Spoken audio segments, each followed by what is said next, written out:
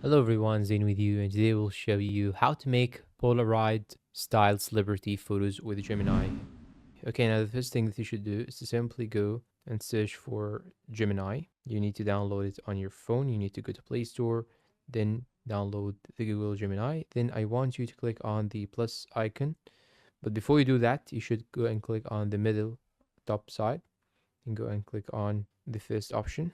Then go and click on the plus sign. Now go and click on gallery. Then I'm going to add this photo here, for example.